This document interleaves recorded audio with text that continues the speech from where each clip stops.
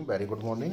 आज की डेट में हम रिवीजन कर रहे हैं। चैप्टर का नाम हमारा सेक्शन ए है और सेक्शन ए में भी हम थर्मोडायनेमिक्स 3 को चैप्टर को स्टडी कर रहे हैं। रही बात, इसमें हमने ऑलरेडी कुछ टॉपिक डिस्कस कर लिए हैं, जैसे change in entropy in terms of temperature, volume and pressure. इस टॉपिक को हम स्टडी कर चुके हैं। Entropy change in physical change, इसको भी हमने स्टडी कर लिया है। Change in entropy for mixing of ideal gases and their related numericals problem. ये जो 3 टॉपिक्स हैं हम इनको पहले ही डिस्कस कर चुके हैं प्रीवियस वीडियो में। आज की डेट में हम एक थ्योरेटिकल टॉपिक पढ़ेंगे कि सेकेंड लॉ ऑफ थर्मोडायनेमिक्स क्या है और उसकी नीड और उसकी डिफरेंट स्टेटमेंट के बारे में हम बताएंगे। तो सबसे पहले मैं आपको थोड़ा बेसिक बता देता हूं कि जो आपका सबसे पहले what do you mean by thermodynamics. सबसे पहले मैं आपको थर्मोडायनेमिक्स के बारे में बता देता हूं कि थर्मोडायनेमिक्स जो है वो ऐसी ब्रांच है साइंस की जो क्या करती है, स्टडी करती है हीट ऑफ मोशन को। The branch of science which deals with the study of heat of motion is known as thermodynamics. Also the branch of science which deals with the energy and work of a system is called thermodynamics and mainly it is based upon the law of thermodynamics। ठीक है जी। अच्छा, इसके बाद एक और statement है आपकी थर्मोडायनेमिक्स की। Thermodynamics is the branch of science which deals with different forms of energy and their qualitative relationship between them.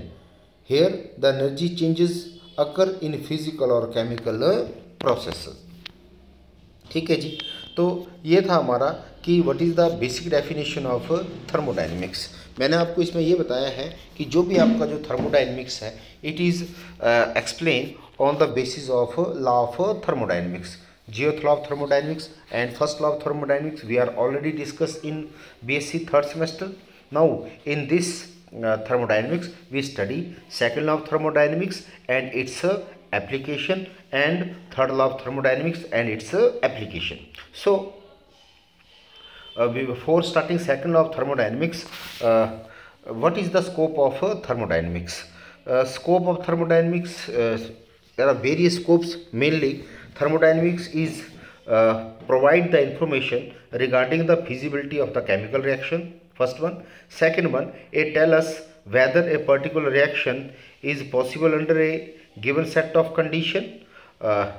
Third one is it tell us the direction in which the reaction tends to occur. Fourth one is it generalize the various physical chemistry laws, that is lowering of vapor pressure, phase rule, distribution law. It can be directly derived from thermodynamics. There are certain limitations of thermodynamics also. First limitation is the thermodynamics does not give the information regarding the rate of the physical and chemical process.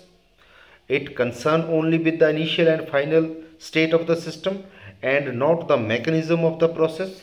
The thermodynamics is applicable to a macroscopic system consisting matter in bulk and it does not applicable to the microscopic system of individual atom or molecule.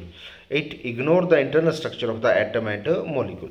Generally अगर limitation की बात करूँ मैं आपको, तो सबसे पहले limitation मैं आपको थोड़ा सा और एक्सप्लेन कर देता हूँ कि जो आपका थर्मोडायनेमिक्स है ये हमें प्रॉपर इन्फॉर्मेशन नहीं देता रेट ऑफ द रिएक्शन के बारे में कि किस तरीके से decrease in concentration of the reactant हुआ विद रिस्पेक्ट टू टाइम, किस तरीके से increase in concentration of the product हुआ विद रिस्पेक्ट टू टाइम।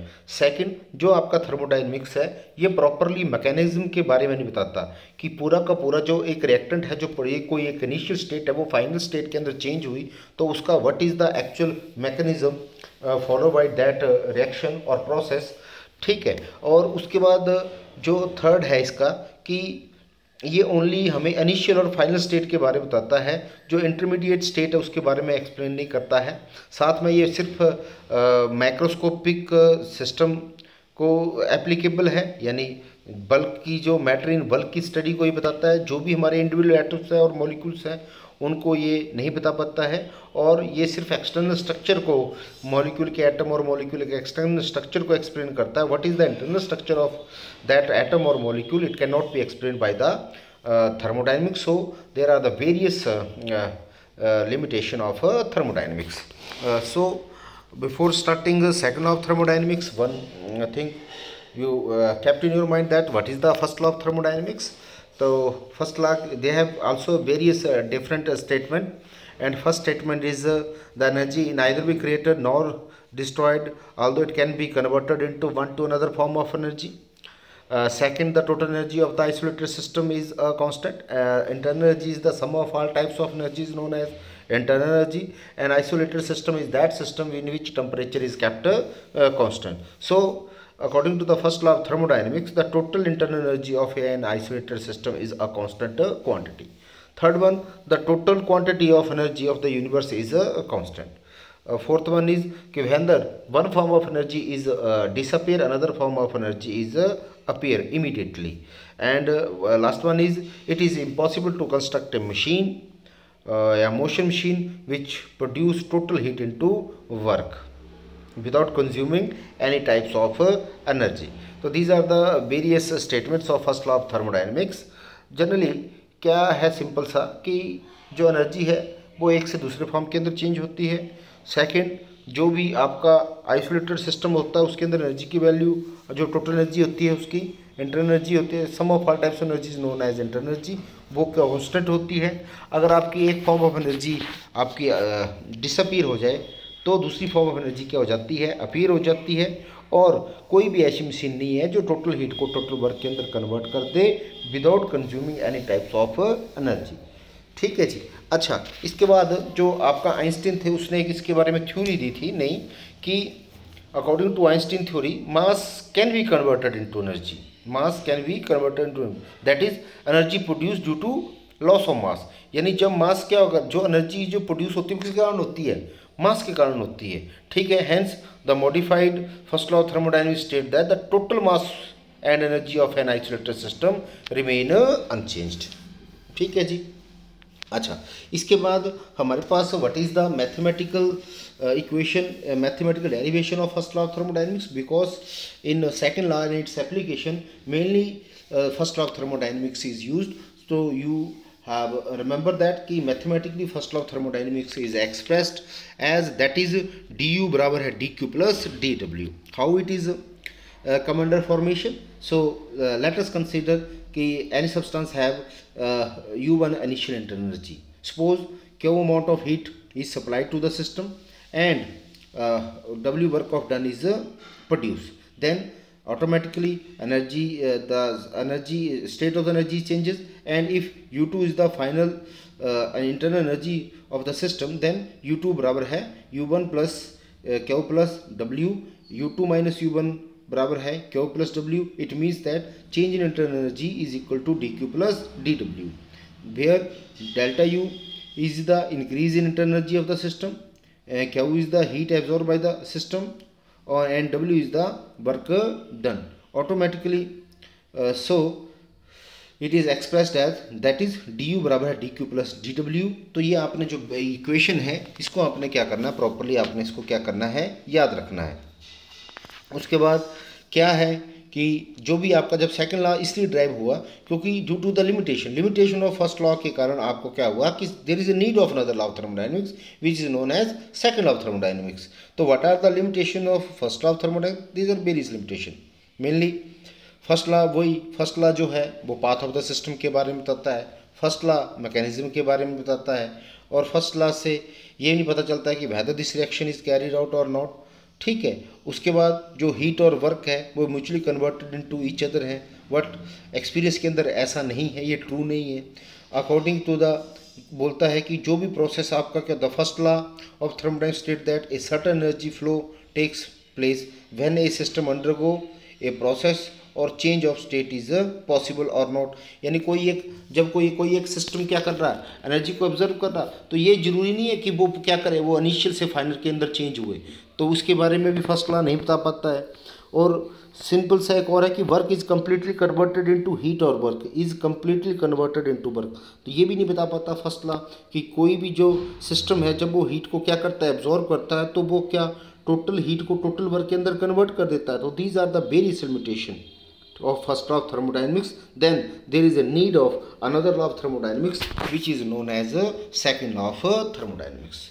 तो ये हमारा आज की डेट का टॉपिक था मेनली कि सेकंड लॉ ऑफ थर्मोडायनेमिक्स क्या है और इसकी need due to the limitation of various limitation of first law of thermodynamics, there is a need of another law of thermodynamics that is known as second law of thermodynamics. तो ये need हो गया. अब बोलता है कि इसकी various definition क्या है. तो जो आपका सेकंड लॉ ऑफ थर्मोडायनेमिक्स है, it's various definition are first one कि जो भी आपका जो हीट है ना उसका जो फ्लो होता है वो हमेशा क्या होता है, हाई टेम्परेचर बॉडी से लो टेम्परेचर बॉडी की तरफ होता है. अगर हम ट्रांसफ़र करें हीट को लो बॉडी से हायर बॉडी की तरफ, ऑटोमेटिकली हमें एक्सटर्नल वर्क क्या करना पड़ेगा. यानी the heat flow from body at high temperature to body of low temperature. If we want to transfer heat from low temperature to high temperature body, external work has to be done. हमें external work करना पड़ेगा. That is the first definition of second law of thermodynamics. उसके बाद बोलता है all the spontaneous process.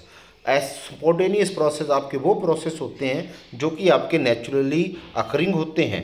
ठीक है जी. तो all spontaneous process like flow of heat from hot end to cold end, diffusion of gases from higher pressure to low pressure, and flow of water from down to hill etc. are thermodynamically irreversible. यानी जो भी आपके जो thermodynamic process, जैसे जो heat का transfer है वो हमेशा ज़्यादा से कम की तरफ होता है. आपका जो प्रेशर है वो हमेशा ज़्यादा से कम की तरफ क्या करता है, डिफ्यूज़ होता है. आपका कहने का मतलब जो पानी वो हमेशा नीचे की तरफ बहता है. तो ये सारे के सारे जो भी प्रोसेस हैं ये क्या है, थर्मोडायनेमिकली इरिवर्सिबल है. ये can not show the reversible behaviour. ठीक है जी. It is the second law of thermodynamics. उसके बाद थर्ड है the complete conversion of heat into work is impossible without leaving effect elsewhere. अगर हम बोलते हैं कि कोई भी टोटल हीट को टोटल वर्क के अंदर हम कन्वर्ट नहीं कर सकते. हाँ, कन्वर्ट कर सकते हैं. तो उसको कन्वर्ट करने के लिए हमें कोई ना कोई एक्सटर्नल जो इफेक्ट उसको क्या करना पड़ेगा, इम्प्लीमेंट करना पड़ेगा. उसके बाद है the spontaneous flow of heat is always one direction from high temperature to low temperature. कोई भी जो आपका कहने का मतलब क्या है कि जो स्पॉन्टेनियस फ्लो है वो हीट का, वो ऑलवेज क्या होता है, उसकी कोई पर्टिकुलर डायरेक्शन नहीं होती है. ठीक है जी. ये क्या करता है, हमेशा हायर से लो की तरफ क्या करता है, फ्लो करता है. उसके बाद है heat can not be completely converted into equilibrium of work without living permanent changes either in the system और surrounding. No machine can yet been made that has been a unit efficiency, यानी 100%. और last है इसका the entropy of the system is constantly increasing. Entropy आपका क्या है, degree of randomness और disorderness.